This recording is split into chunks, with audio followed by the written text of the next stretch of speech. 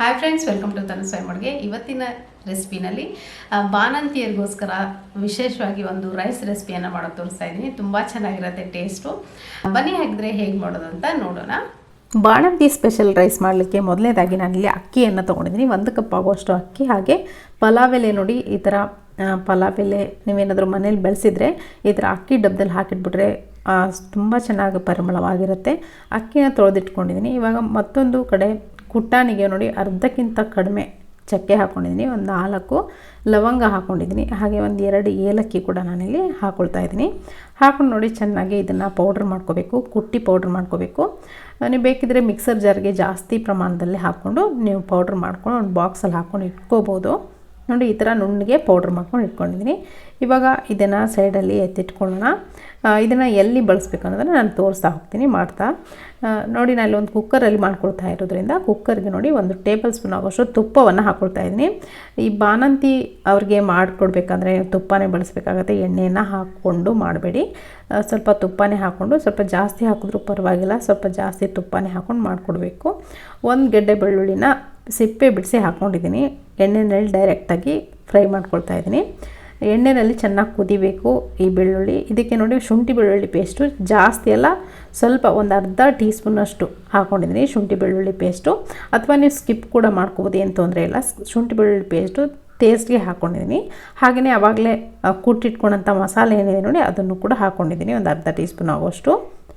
ಇದನ್ನು ಎಣ್ಣೆಯಲ್ಲಿ ಚೆನ್ನಾಗಿ ಫ್ರೈ ಮಾಡ್ಕೋಬೇಕು. ಲೋ ಫ್ಲೇಮಲ್ಲಿ ಇಟ್ಕೊಂಡು ಚೆನ್ನಾಗಿ ಫ್ರೈ ಮಾಡ್ಕೊಳ್ಳಿ, ತಳ ಹಿಡಿಯಲ್ಲ. ಇವಾಗ ಇದಕ್ಕೆ ಡೈರೆಕ್ಟಾಗಿ ನೀರನ್ನು ಸೇರಿಸ್ಕೊಳ್ತಾ ಇದ್ದೀನಿ.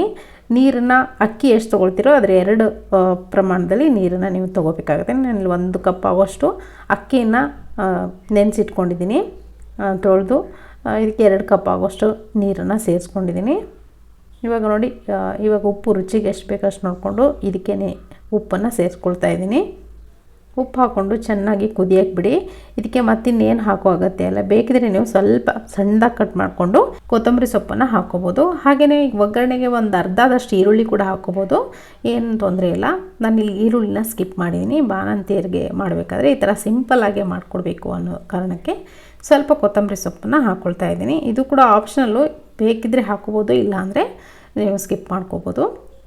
ನೋಡಿ ಸಣ್ಣದಾಗಿ ಕಟ್ ಮಾಡಿಕೊಂಡು ಹಾಕೋಬೇಕಾಗತ್ತೆ. ಹಾಕ್ಕೊಂಡು ಒಂದ್ಸರಿ ಮಿಕ್ಸ್ ಮಾಡ್ಕೊಂಡು ಆದಮೇಲೆ ಇದನ್ನು ಕುದಿಯಕ್ಕೆ ಬಿಡಬೇಕು. 1-2 ಕುದಿಬೇಕು. ಇನ್ನೇನು ಕುದೀತಾ ಇದೆ ಅನ್ನೋವಾಗ ತೊಳೆದಿಟ್ಕೊಂಡಂಥ ಅಕ್ಕಿಯನ್ನು ಹಾಕ್ಕೊಳ್ತಾ ಇದ್ದೀನಿ. ನೋಡಿ ಅಕ್ಕಿಯನ್ನು ಹಾಕ್ಕೊಂಡು ಮುಚ್ಚಿ ಒಂದೇ ಒಂದು ವಿಷಲ್, ಅಥವಾ ಸಾಫ್ಟಾಗಿ ಮೆತ್ತಗಾಗಬೇಕು ಅನ್ನೋದಾದರೆ 2 ವಿಷಲ್ ಕೂಗಿಸ್ಕೋಬೇಕು ಹೈ ಫ್ಲೇಮ್ನ ಇಟ್ಕೊಂಡು. ನೋಡಿ ನಾನು 1 ವಿಷಲ್ನ ಕೂಗಿಸ್ಕೊಳ್ತೀನಿ. ಸಾಫ್ಟಾಗಿ ಆಗುತ್ತೆ, ತುಂಬ ಚೆನ್ನಾಗಾಗುತ್ತೆ. ನೋಡಿ ಚೆನ್ನಾಗಿ ಕುದೀತಾ ಇದೆ. ಇವಾಗ ನೋಡ್ತಿರ್ಬೋದು. ಬೇಕಿದ್ರೆ ನೀವು ಮೇಲ್ಗಡೆ ಇನ್ನೊಂದು ಸ್ಪೂನಷ್ಟು ತುಪ್ಪ ಕೂಡ ಹಾಕ್ಕೊಂಡು ಮಿಕ್ಸ್ ಮಾಡಿಕೊಂಡು ಕುಕ್ಕರ್ ಲಿಡನ್ನು ಕ್ಲೋಸ್ ಮಾಡ್ಕೋಬೋದು. ನೋಡಿ ಬಾಣಂತಿಯರಿಗೆ ವಿಶೇಷವಾಗಿರುವಂಥ ರೈಸ್ ಇದು. ತುಂಬ ಚೆನ್ನಾಗಿರುತ್ತೆ. ತುಂಬ ಟೇಸ್ಟು ಬರ್ತಿರಲ್ಲ ಬಾಯಲ್ಲಿ ಆ ಟೈಮಲ್ಲಿ. ಆವಾಗ ಈ ಥರ ರೈಸನ್ನು ಮಾಡಿಕೊಡಿ, ತುಂಬ ಇಷ್ಟಪಟ್ಟು ತಿಂತಾರೆ, ಹೊಟ್ಟೆ ತುಂಬ ಊಟ ಮಾಡ್ತಾರೆ. ನೋಡಿ ಇವಾಗ ಸ್ಟೀಮ್ ಎಲ್ಲ ಹೋಗಿದೆ ಕುಕ್ಕರ್ದು. ಓಪನ್ ಮಾಡಿ ತೋರಿಸ್ತಾ ಇದ್ದೀನಿ ಕುಕ್ಕರ್ ಲಿಡನ್ನು. ನೋಡಿ ಈ ಥರ ಆಗಿರುತ್ತೆ ರೈಸು. ನೀವು ನಾರ್ಮಲಾಗಿ ನಿಮ್ಮನೇಲಿ ಕೂಡ ನೀವು ಮಾಡ್ಕೋಬೋದು. ಯಾವಾಗಾದರೂ ತಿನ್ನಬೇಕು ಅನಿಸಿದ್ರೆ ಸಿಂಪಲ್ ರೈಸು ಈ ಥರ ಮಾಡ್ಕೋಬೋದು. ಮಕ್ಕಳಿಗೆಲ್ಲ ಈ ಥರ ರೈಸನ್ನು ಮಾಡಿಕೊಟ್ರೆ ತುಂಬ ಇಷ್ಟಪಟ್ಟು ತಿಂತಾರೆ. ನೋಡಿ 2 ವಿಷಲ್ ಕೂಗಿದ್ರೆ ಸ್ವಲ್ಪ ಸಾಫ್ಟಾಗಿರುತ್ತೆ. ಬಾಣಂತಿಯರಿಗೆ ತುಂಬ ಸೂಟೇಬಲ್ಲು ಸಾಫ್ಟಾಗಿರುವಂಥ ರೈಸು. ಸೊ ಈಗ ನೋಡ್ತಿರ್ಬೋದು ನೀವು, ಘಮ ಘಮ ಅಂತ ಪರಿಮಳ ಭರಿತವಾಗಿರುವಂಥ ರೈಸು.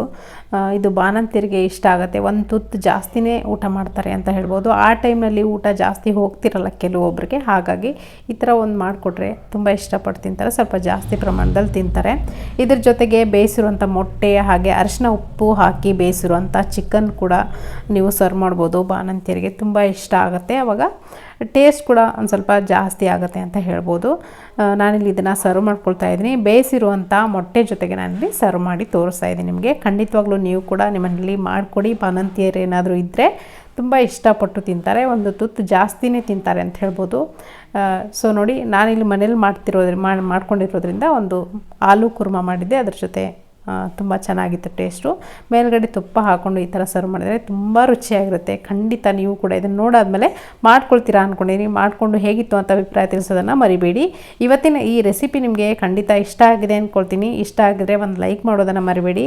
ಇದೇ ಥರ ಒಳ್ಳೊಳ್ಳೆ ರೆಸಿಪಿಗೋಸ್ಕರ ನಮ್ಮ ಚಾನಲ್ಗೆ ಸಬ್ಸ್ಕ್ರೈಬ್ ಮಾಡ್ಕೊಳ್ಳೋದನ್ನು ಮರಿಬೇಡಿ. ಹಾಗೆ ಪಕ್ಕದಲ್ಲಿರುವಂಥ ಬೆಲ್ ಬಟನನ್ನು ಪ್ರೆಸ್ ಮಾಡಿದರೆ ನಾನು ಹಾಕುವಂಥ ಪ್ರತಿಯೊಂದು ವಿಡಿಯೋ ನೋಟಿಫಿಕೇಷನ್ಸು ನಿಮಗೆ ಬರುತ್ತೆ. ನೀವೇ ಮೊದಲು ವಿಡಿಯೋ ನೋಡ್ಬೋದು. Thank you.